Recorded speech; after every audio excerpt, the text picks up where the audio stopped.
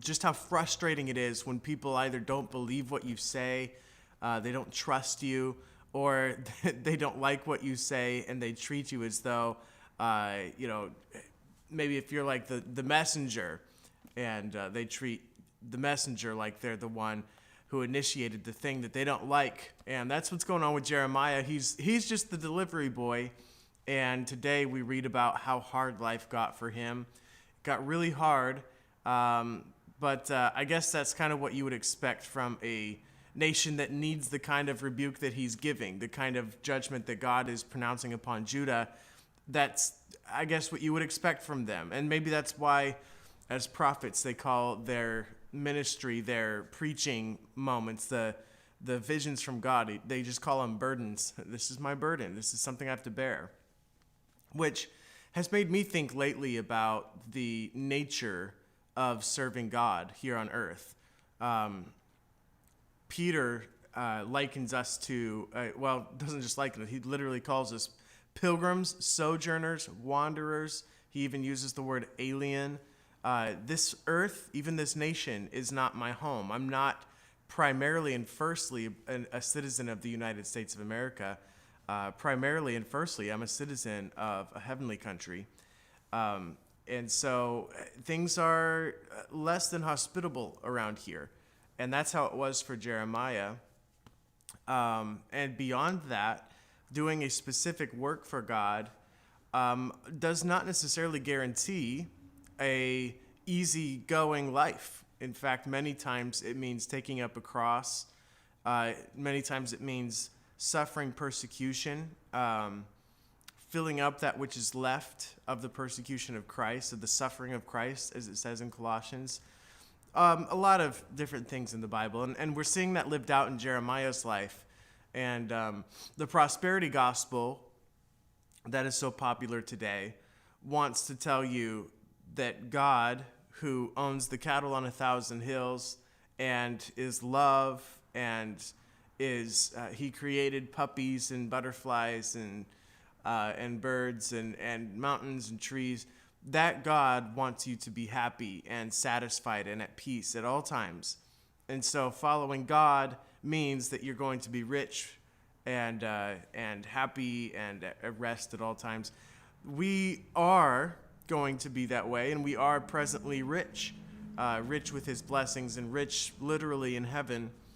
But he never guaranteed, in fact, he did the opposite, never guaranteed that this life would be easy. This is ambassadorship. This is soldiering. This is warfare. And so we're going to watch Jeremiah endure hardness as a good soldier, and maybe it'll encourage you and me today as we read. So good morning. I'm glad you're here, and I hope that today's reading isn't primarily a discouragement, though it's going to be dark, but that it's primarily an encouragement, that we watch our brother Jeremiah endure hardness like a good soldier, and he does a fantastic job of it. So let's read chapter 37. And King Zedekiah the son of Josiah reigned instead of Coniah the son of Jehoiakim, whom Nebuchadrezzar king of Babylon made king in the land of Judah. But neither he nor his servants nor the people of the land did hearken unto the words of the Lord, which he spake by the prophet Jeremiah. And Zedekiah the king sent Jehukal the son of Shelemiah and Zephaniah the son of Maaseiah the priest to the prophet Jeremiah, saying, Pray now unto the Lord our God for us. Now Jeremiah came in and went out among the people, for they had not put him into prison. Then Pharaoh's army was come forth out of Egypt, and when the Chaldeans that besieged Jerusalem heard tidings of them, they departed from Jerusalem. Then came the word of the Lord unto the prophet Jeremiah, saying, Thus saith the Lord, the God of Israel, Thus shall ye say to the king of Judah, that sent you unto me to inquire of me, Behold, Pharaoh's army, which is come forth to help you, shall return to Egypt into their own land. And the Chaldeans shall come again and fight against this city, and take it, and burn it with fire. Thus saith the Lord, Deceive not yourselves, saying, The Chaldeans shall surely depart from us, for they shall not depart. For though ye had smitten the whole army of the Chaldeans that fight against you, and that remained but wounded men among them, yet should they rise up every man in his tent, and burn this city with fire. And it came to pass that when the army of the Chaldeans was broken up from Jerusalem for fear of Pharaoh's army, then Jeremiah went forth out of Jerusalem to go into the land of Benjamin, to separate himself thence in the midst of the people. And when he was in the gate of Benjamin, a captain of the ward was there, whose name was Irijah, the son of Shelemiah, the son of Hananiah. And he took Jeremiah the prophet, saying, Thou fallest away to the Chaldeans. Then said Jeremiah, It is false. I fall not away to the Chaldeans. But he hearkened not to him. So Irijah took Jeremiah and brought him to the princes. Wherefore the princes were wroth with Jeremiah, and smote him, and put him in prison in the house of Jonathan the scribe, for they had made that the prison. Interesting, huh? It reminds me of so many different instances of, and this has got to be so hard for these guys to deal with. Jesus being the primary thought in my mind right now of his execution was not, well, it was not just one little bit, but they have to come up with some sort of way to make it legal. And so they remember they were trying all night with Jesus to figure out something that they could throw at him that would give them a foothold so that they could accuse him of death, or of something worthy of death. And so they kind of make up random and false accusations, and they were struggling with that. And that's going on with Jeremiah. Is he's literally just like going to another town, like anybody does, just regular life. He's just walking out of the city, just walking, or riding, but he's going out of the city. No big deal. The Chaldeans had pursued and done another invasion. And so this guy sees Jeremiah, knows what he's prophesied, and thinks, he seems to like the idea of us going into captivity. I bet he's dissenting. Maybe he's a spy. Maybe he's with the Chaldeans. And so that's what he's arrested and imprisoned for, is some lame accusation that he has joined sides with the Chaldeans. So that's what's going on with him. And he's in prison. Verse 16, when Jeremiah was entered into the dungeon and into the cabins, and Jeremiah had remained there many days, then Zedekiah the king sent and took him out, and the king asked him secretly in his house, and said, Is there any word from the Lord? That's just crazy, Hey, we're gonna throw you into prison. We're gonna leave you there for a long time, but man, things have been kind of hard. So hey, get that scraggly, malnourished, Jeremiah over here. I just want to see him, And while nobody's looking, he's like, Hey, have you heard anything from God while you're sitting there? Ridiculous. And Jeremiah said, There is. For said he, Thou shalt be delivered into the hand of the king of Babylon. Moreover, Jeremiah said unto King Zedekiah, What have I offended against thee, or against thy servants, or against this people, that ye have put me in prison? Where are now your prophets which prophesied unto you, saying, The king of Babylon shall not come against you, nor against this land? Look, my prophecy is coming to pass day by day. You're watching it happen. Where are all the prophets that said that this wouldn't happen? Why aren't you throwing them in prison? They're literally proven false prophets at this very moment. They're proven that they're false. Why aren't you throwing them in jail? Why am I the one in jail, and I'm the only prophet whose prophecy has come to pass? So he's pointing out a pretty big discrepancy here. Verse 20, Therefore hear now, I pray thee, O my lord the king. Let my supplication, I pray thee, be accepted before thee, that thou cause me not to return to the house of Jonathan the scribe, lest I die there. Then Zedekiah the king commanded that they should commit Jeremiah into the court of the prison, and that they should give him a daily piece of bread out of the baker's street, until all the bread in the city were spent. Thus Jeremiah remained in the court of the prison. So imagine, how desolate things are getting. I don't know how many invasions there's been, and my understanding of the Babylonian siege is relatively small. It seems like they come in waves, and it must be because of the volume of people. They're taking as many as they can at a time and coming back. And so it's just kind of blow after blow. And so imagine what it would be like in an economy where, 25% of the people are just gone. And then 2 months later, another 25% of the people are gone. The economy would die fast. There's the agriculture, the food, the stores, all of that, right? The economy would crash.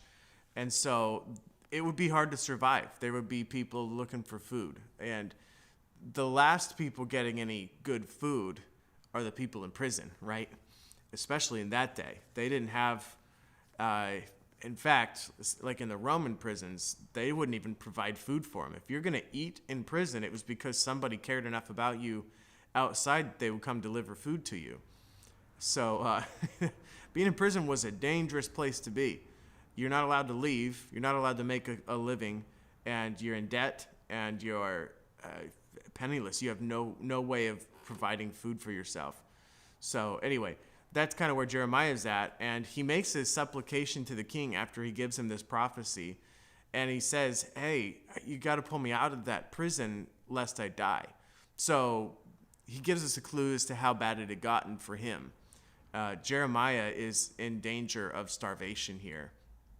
And so the king doesn't free him, but he promotes him. He gives him a better place to be in prison, different levels of prisoners. So he basically releases the grip a little bit and gives him a little more freedom, a little better situation in prison, and then also commands that a piece of bread every day would be delivered to Jeremiah. And so it's got to be a little bit better for Jeremiah, but he's still sitting in prison eating one piece of bread a day. So poor guy. That's tough stuff. And he remained strong through it all. He remained faithful to God.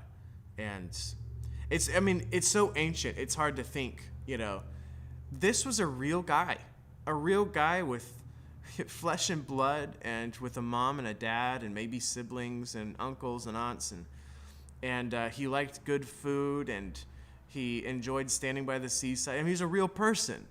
Jeremiah was, and he endured all of this for God. And so, man, what a great guy. Chapter 38. Then Shephatiah the son of Matan, and Gedaliah the son of Pashur, and Jucal the son of Shelemiah, and Pashur the son of Malchiah heard the words that Jeremiah had spoken unto all the people, saying, Thus saith the Lord, He that remaineth in this city shall die by the sword, by the famine and by the pestilence. But he that goeth forth to the Chaldeans shall live, for he shall have his life for a prey, and shall live. Thus saith the Lord, This city shall surely be given into the hand of the king of Babylon's army, which shall take it. Therefore the princes said unto the king, We beseech thee, let this man be put to death, for thus he weakeneth the hands of the men of war that remain in this city, and the hands of all the people, in speaking such words unto them. For this man seeketh not the welfare of this people, but the hurt. Then Zedekiah the king said, Behold, he is in your hand, for the king is not he that can do anything against you. All right, he's doing the Pilate thing. It's just out of my control, everybody. Most powerful man in the whole room. Give me a dish of water. I'm going to wash my hands.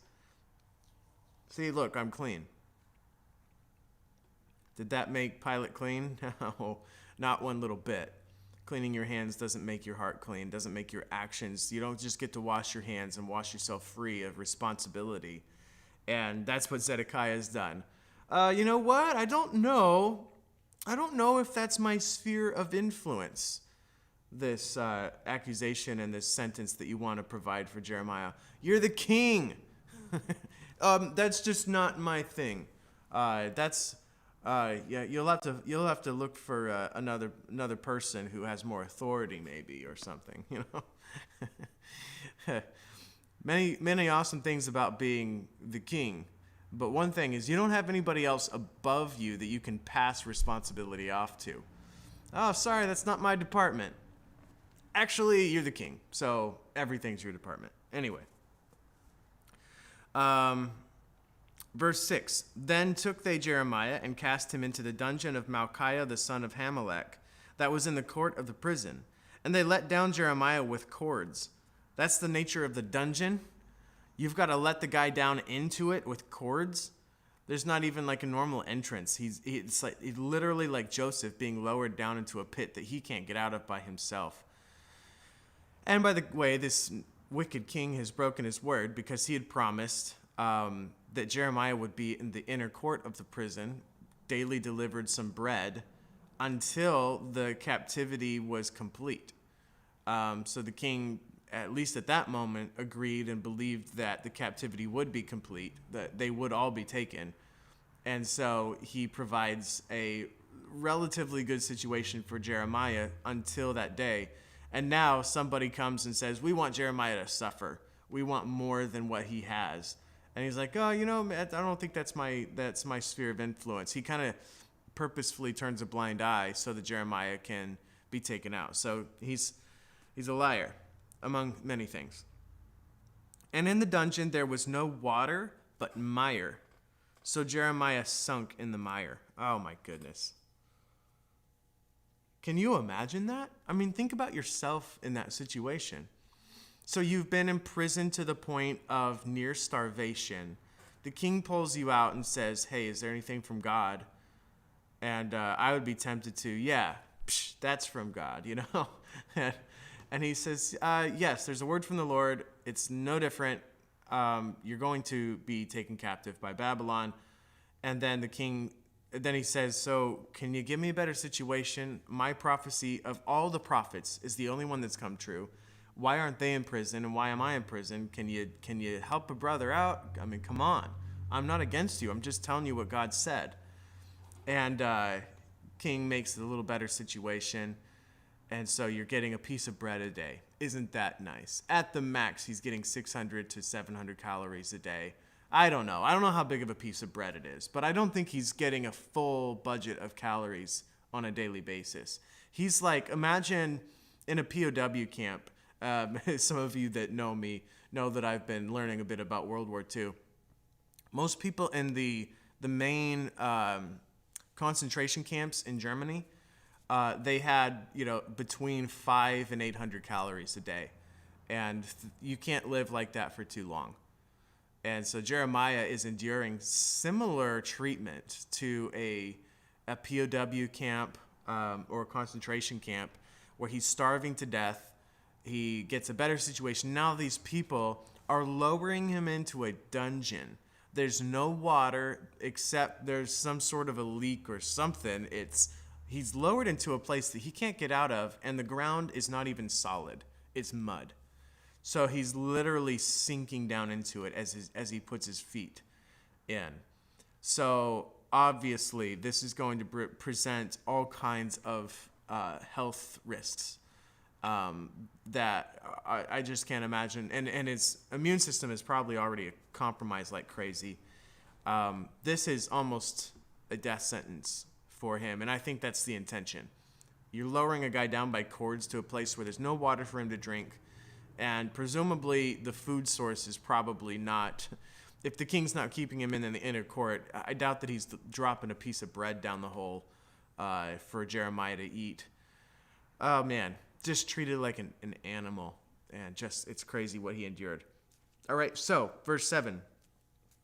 Now when Ebed-Melech the Ethiopian, one of the eunuchs which was in the king's house, heard that they had put Jeremiah in the dungeon, the king then sitting in the gate of Benjamin, Ebed-Melech went forth out of the king's house and spake to the king, saying, My lord the king, these men have done evil in all that they have done to Jeremiah the prophet, whom they have cast into the dungeon. And he is like to die for hunger in the place where he is, for there is no more bread in the city. Okay, so the bread is dried up. All right. So he is literally not eating anymore. He's just in a dungeon, sinking in mud until his body gives up. Verse 10. Then the king commanded Ebed-Melech the Ethiopian, saying, Take from hence 30 men with thee, and take up Jeremiah the prophet out of the dungeon before he die. So Ebed-Melech took the men with him, and went into the house of the king under the treasury, and took thence old cast clouts and old rotten rags, and let them down by the cords in the dungeon to Jeremiah. Man, they're trying to get to Jeremiah before he dies. So think of some of the images that you've seen of people just prior to death, in like I've seen on this thing that I've been watching of people who are, days from dying from starvation. You can see the shape of their whole skeleton, every bone you can see. And I imagine if Jeremiah is about to die, That's the sort of picture that emerges out of this dungeon as he is brought up, a mud-covered skeleton that's somehow still alive. That is how bad it got for him. Okay? Verse 12. And Ebed-Melech, the Ethiopian, said unto Jeremiah, Put now these old cast clouts and rotten rags under thine armholes under the cords. And Jeremiah did so. So they drew up Jeremiah with cords and took him up out of the dungeon. And Jeremiah remained in the court of the prison. So he goes back to that better situation. Not perfect, but it's better. Verse 14. Then Zedekiah the king sent and took Jeremiah the prophet unto him into the third entry that is in the house of the Lord. And the king said unto Jeremiah, I will ask thee a thing, hide nothing from me. Then Jeremiah said unto Zedekiah, If I declare it unto thee, wilt thou not surely put me to death? And if I give thee counsel, wilt thou not hearken unto me? So Zedekiah the king sware secretly unto Jeremiah, saying, As the Lord liveth, that made us this soul, I will not put thee to death, neither will I give thee into the hand of these men that seek thy life. Then Jeremiah said unto Zedekiah, Thus saith the Lord, the God of hosts, the God of Israel, If thou wilt assuredly go forth unto the king of Babylon's princes, then thy soul shall live, and this city shall not be burned with fire, and thou shalt live, and thine house. But thou wilt not go forth to the king of Babylon's princes, but if thou wilt not go forth to the king of Babylon's princes, then shall the city be given into the hand of the Chaldeans, and they shall burn it with fire, and thou shalt not escape out of their hand. So it's your choice. We're all dying here. There's no more bread. So you can surrender, and it'll be a pretty peaceable takeover. Or you can stay where you're at. People will continue dying of starvation, and the Chaldeans are going to come. We can't put up a fight. We're all dying here. They're going to come and take us, and in doing so, they're going to burn down the city. So you can minimize the damage by just surrendering. Verse 19.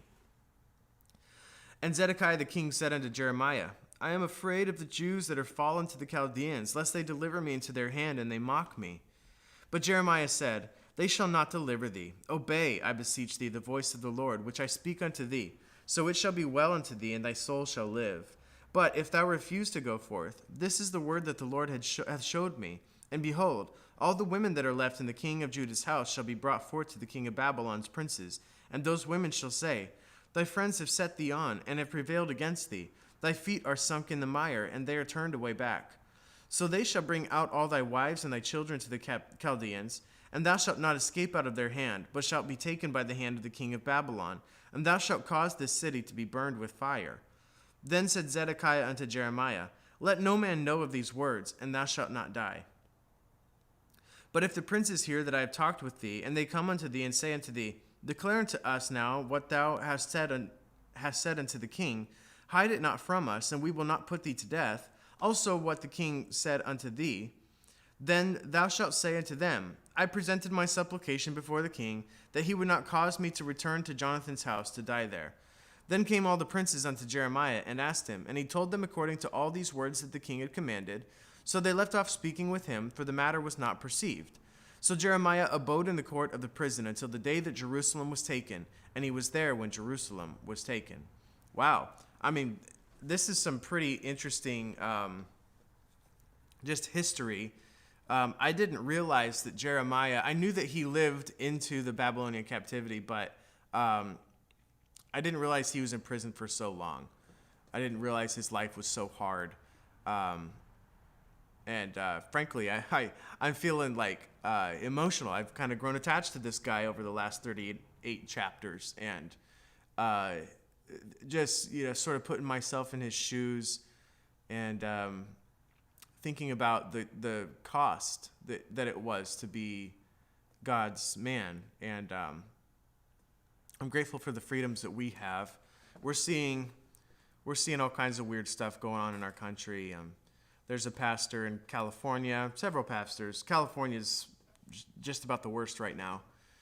And regardless of your belief, people are taking stands right now. The state of California is putting some really weird restrictions on churches. Not allowed to sing. I understand there's health reasons for all that. I don't want to get into that per se.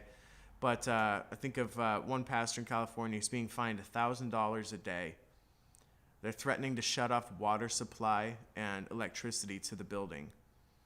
And they're not meeting because they hate the government or hate America or hate their people.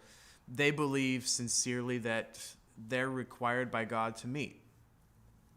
And this pastor, 80 years old, is facing $1,000 fines a day and possibly being imprisoned.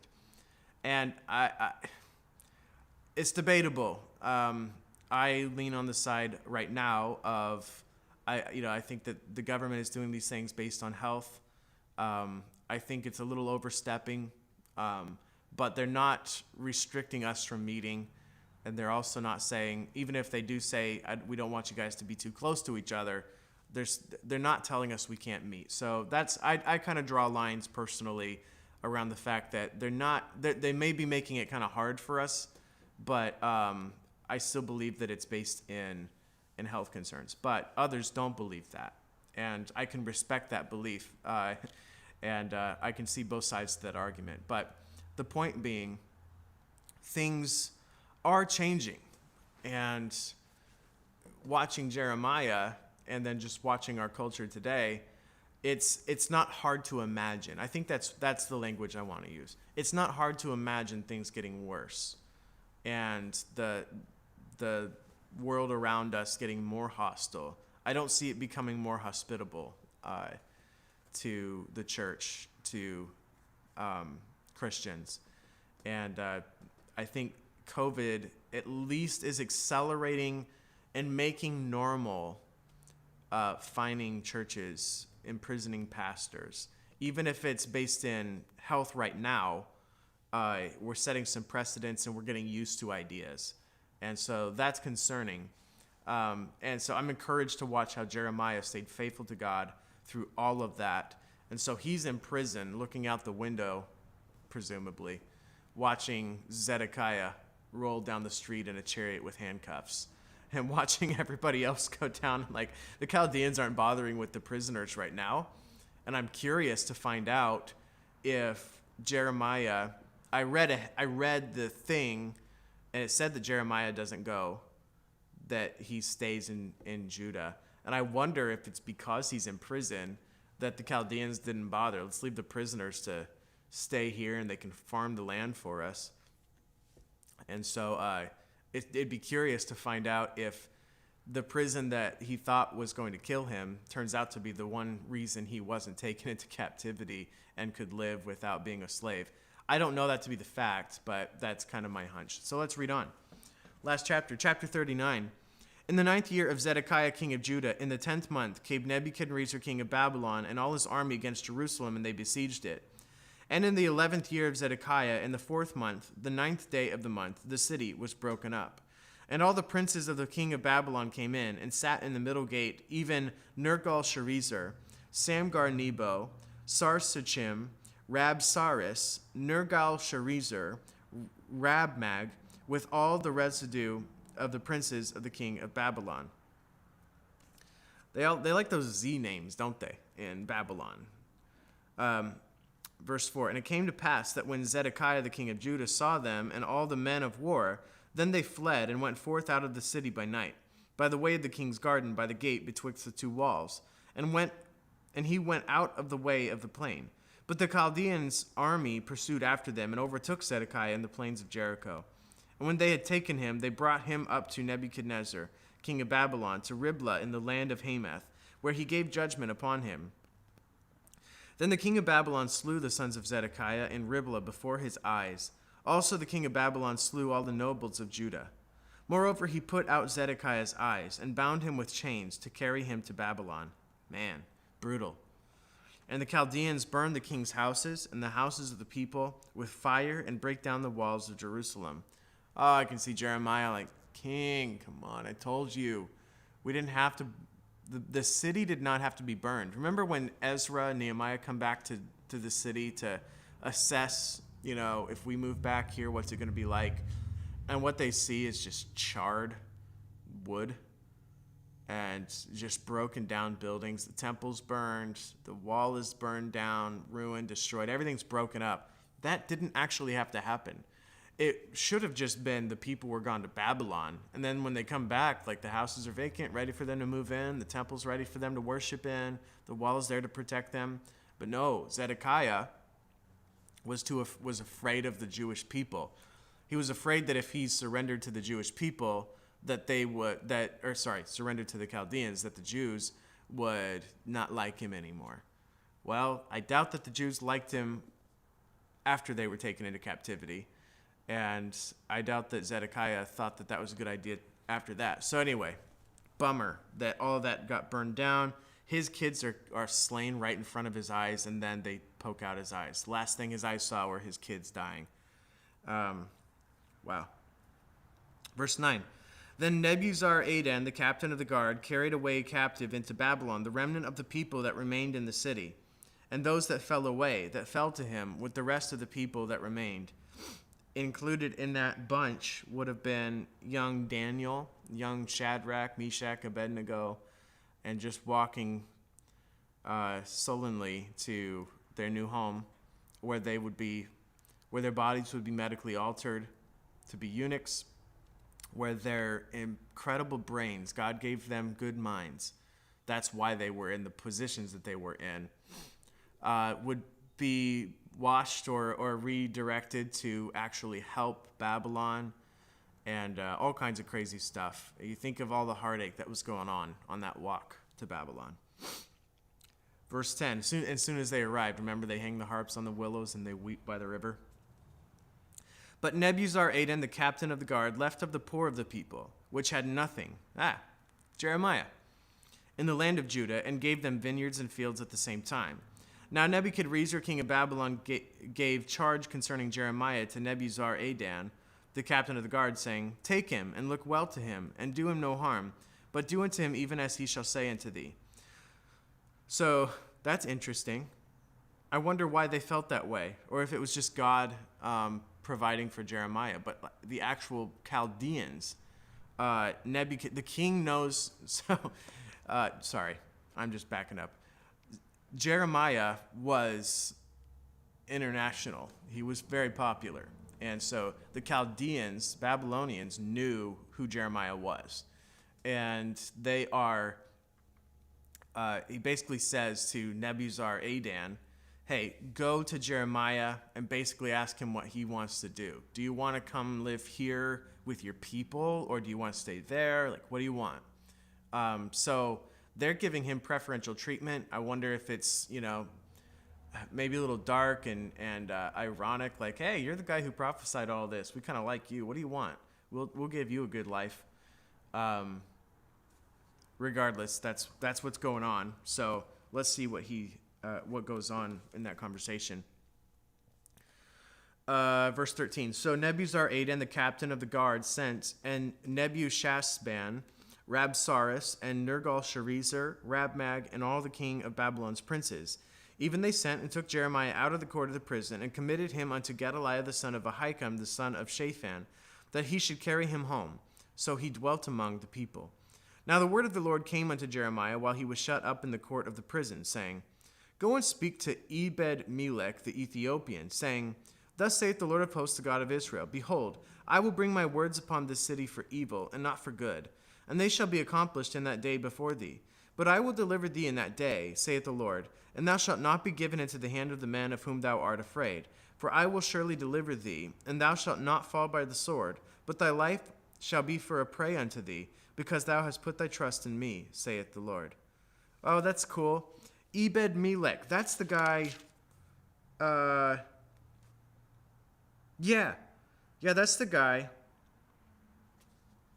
in chapter 38 who, he was in the king's court, like he worked for the king, but he's the guy who sees that Jeremiah is thrown into that dungeon and sinking down to the mire, and he's going to die there, and he has a heart.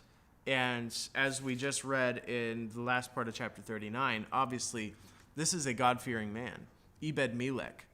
And, man, what a hero. That'd be, what a great guy. So he sees the prophet, and he's pretty much powerless. I mean, he's known that the prophet has been in prison and all this, but at least the prophet is fed and has water. But now that he's being thrown in this dungeon, he's got to say something. So he goes to King Zedekiah and says, hey, he's going to die there. Can we do something about that? Can we help him? So they pull him out. And so while he's in that inner court, his final prison space, Jeremiah, God gives him one last word. And so the captivity happens. But he has a word, and this time it's for Ebed-Melech. And the word is, hey, everything's going to be gone. Everybody's going to be taken out. But I'm going to prosper you, Ebed-Melech. You're not going to be a slave. And because you've put your trust in the Lord is going to take care of you. That's a great story. I love that story. Ebed-Melech, what a guy. He defended the man of God, and in doing so, God blessed his life. That's great. That's really great. So, all right. So, looking ahead, I'm really enjoying Jeremiah. Looking ahead, it looks like we've got some prophecy actually now during the captivity coming up in the next several days. So I'm looking forward to that. And hope you guys have a wonderful day in front of you. Keep the Lord number one, and he will prosper you like Ebed-Melech. That doesn't mean, because Jeremiah also kept the Lord number one, that doesn't mean that prosperity means easy, happy life per se here on earth, but it does mean that the Lord watches over all of that. I'll tell you, Jeremiah does not regret his life. He is in heaven today and rejoicing with the angels and enjoying the peace and presence of God. And so is Ebed-Melech. Looking forward to meet both of those guys one day. And they encouraged me to be faithful in Babylon.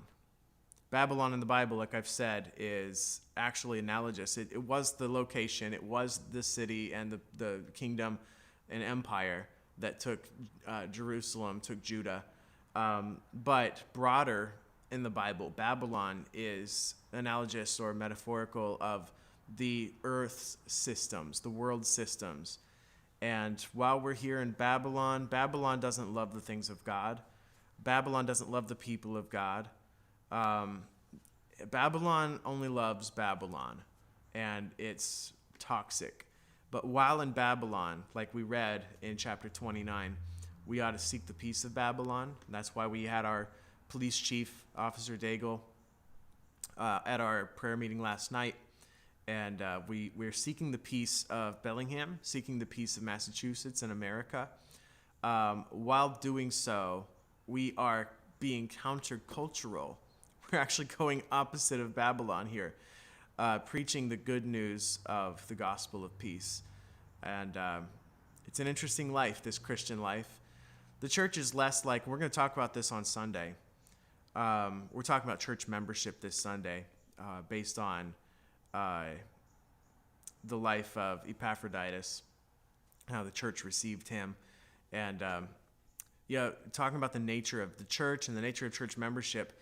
Like I said, Peter makes us out to be sojourners and aliens. I preached a whole series in my Sunday school class called in 1st and 2nd Peter, and I titled the series "An Alien's Guide to Life on Earth."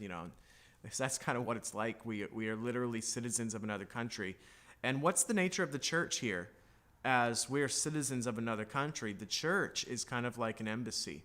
It's a place where the citizens of heaven can come while we're here on this foreign land, can come and find affirmation of our identity and asylum and rest and a little taste of home.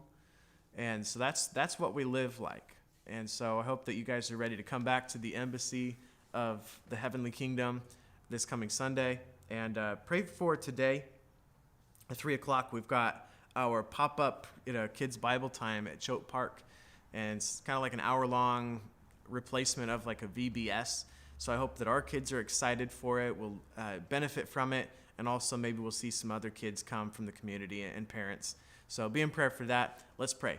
Lord, thank you so much for your word. Thank you for Jeremiah and for Ebed-Melech and their faith in you, their trust. And Lord, I'm inspired by them today as we consider the the possibilities and maybe even probabilities of the way our culture is going, the way Babylon seems to be working these days here, is not necessarily looking like more peace for the church and for Christians. But Lord, we know that those who put their trust in God will not be confounded. Like Ebed-Melech, you will prosper your church. The gates of hell will not prevail against it. And Lord, you know those that are yours. And even if we live a hard life here, suffering persecution for your sake, we know that there's rest in heaven and there are rewards, and one day we'll be with you. And Lord, I just pray that we would commit now that we will be faithful through whatever may come in the future. And I pray these things in the name of Jesus. Amen.